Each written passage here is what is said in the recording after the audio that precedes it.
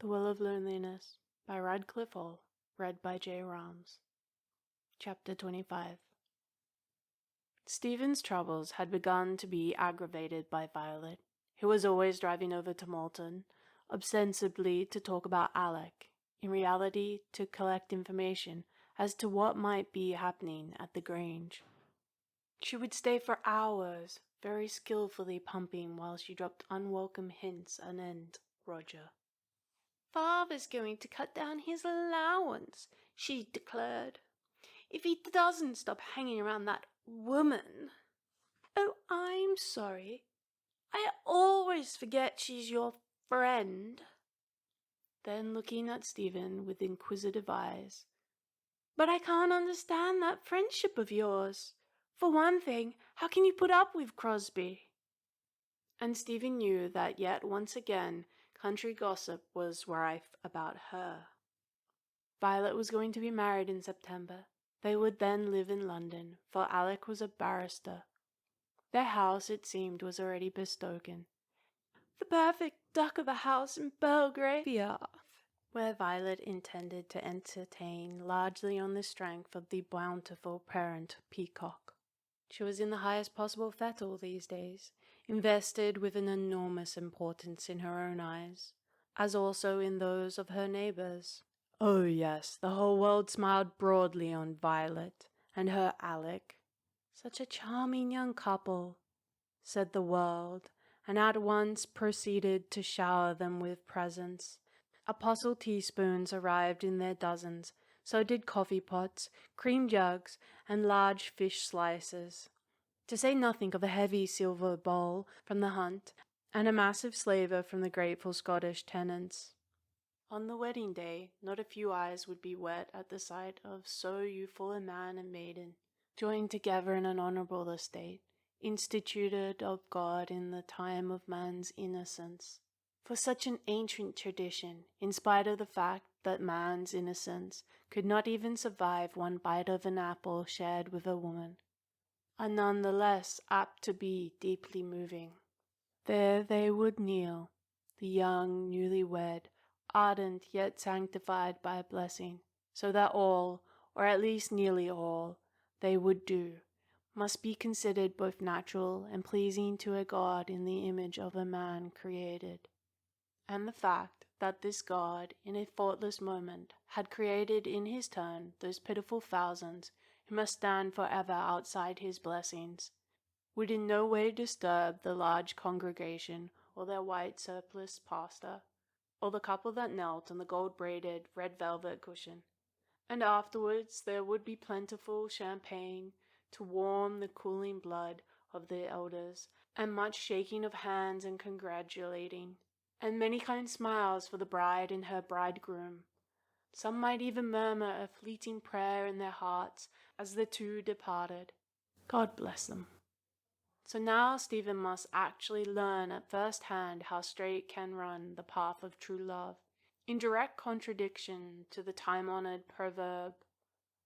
Must realize more clearly than ever that love is only permissible to those who are cut in every respect to life's pattern. Must feel like some ill contradiction pariah, hiding her sores under lies and pretense. And after those visits of Violet Atrams, her spirit would be at a very low ebb, for she had not yet gained that still bright courage which can only be forged in the furnace of affliction, and which takes many weary years in the forging. The splendid new motor arrived from London, to the great delight and excitement of Burton. The new suits were completed and worn by their owner, and Angela's costly gold bag was received with apparent delight, which seemed rather surprising considering her erstwhile ban upon presents. Yet could Stephen have known it? This was not so surprising after all, for the bag infuriated Ralph, thereby distracting his facile attentions for the moment from something that was far more dangerous. Filled with an ever-increasing need to believe, Stephen listened to Angela Crosby. "You know there is nothing between me and Roger. If you don't, then you above all people ought to. and her blue, childlike eyes would look up at Stephen, who could never resist the appeal of their blueness. And as though to bear out the truth of her words, Roger now came to the Grange much less often, and when he did come he was quietly friendly, not at all lover-like if Stephen was present, so that gradually her need to believe had begun to allay her worst fears. Yet she knew with the true instinct of the lover that Angela was secretly unhappy. She might try to appear light-hearted and flippant, but her smile and her jest could not deceive Stephen. "You're miserable. What is it?" And Angela would answer, "Ralph's being vile to me again." But she would not add that Ralph was daily becoming more suspicious and more intolerant of Roger Atrim, so that now her deadly fear of her husband was always at war with her passion. Sometimes it seemed to the girl that Angela used her as a whip wherewith to lash Ralph. She would lead Stephen on to show signs of affection which would never have been permitted in the past. Ralph's little red eyes would look deeply resentful, and getting up he would slouch from the room. They would hear the front door being closed, and would know that he had gone for a walk with Tony. Yet when they were alone and in comparative safety, there would be something crude, almost cruel in their kisses, a restless, dissatisfied, hungry thing. Their lips would seem bent on scourging their bodies. Neither of them would find deliverance or ease from the ache that was in them, for each would be kissing with a well-nigh intolerable sense of loss, the passionate knowledge of a separation.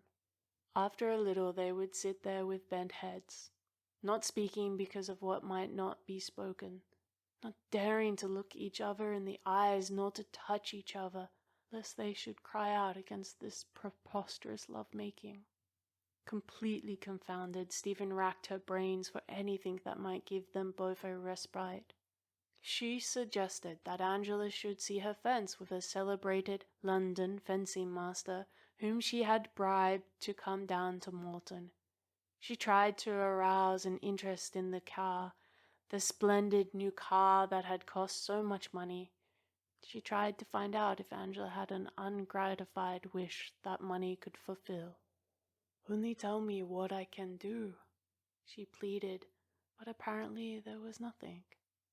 Angela came several times to Malton and dutifully attended the fencing lessons, but they did not go well, for Stephen would glimpse her staring absently out of the window. Then the sly, agile foil with its blunt-tipped nose would slip in under Stephen's guard and shame her. They would sometimes go far afield in the car, and one night they stopped at an inn and had dinner, Angela ringing up her husband with the old and now threadbare excuse of a breakdown. They dined in a quiet little room by themselves. The scents of the garden came in through the window, warm, significant scents, for now it was May, and many flowers multiplied in the garden. Never before had they done such a thing as this. They had never dined all alone at a wayside inn miles away from their homes. Just them two, and Stephen stretched out her hand and covered Angela's, where it rested very white and still on the table. And Stephen's eyes held an urgent question, for now it was May, and the blood of youth leaps and strains with the sap in early summer. The air seems breathless, since neither would speak, afraid of disturbing the thick, sweet silence. But Angela shook her head very slowly. Then they could not eat, for each was filled with the same and yet with a separate longing. So after a while they must get up and go, both conscious of a sense of painful frustration. They drove back on a road that was paved with moonlight, and presently Angela fell asleep like an unhappy child. She had taken her hat off, and her head lay limply against Stephen's shoulder. Seeing her thus, so helpless in sleep, Stephen felt strangely moved, and she drove very slowly, fearful of waking the woman who slept like a child with her fair head against her shoulder. The car climbed the steep hill from Ledbury Town, And presently there lay the wide weary valley, whose beauty had saddened a queer little girl long before she had learned the pain of all beauty. And now the valley was bathed in whiteness, while here and there gleamed a roof or a window, but whitely, as though all the good valley folk had extinguished their lamps and retired to their couches. Far away, like dark clouds coming up out of Wales, rose range upon range of the old black mountains, with the tip of Gradford peering over the others, and the ridge of Pencarry Collatch sharp against the skyline. A little wind ruffled the bracken on the hillside, and Angela's hair blew across her closed eyes so that she stirred and sighed in her sleep. Stephen bent down and began to soothe her. Then from out of the still and unearthly night there crept upon Stephen an unearthly longing, a longing that was not any more of the body, but rather of the weary and homesick spirit that endured the chains of that body. And then she must drive past the gates of Morton.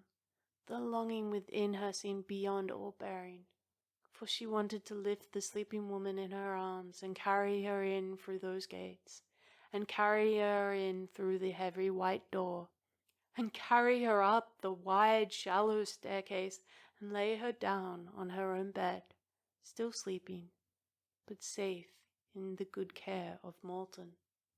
Angela suddenly opened her eyes. Where am I?" she murmured, stupid with sleep. Then after a moment her eyes filled with tears, and there she sat all huddled up, crying. And Stephen said gently, "It's all right, don't cry." But Angela went on crying.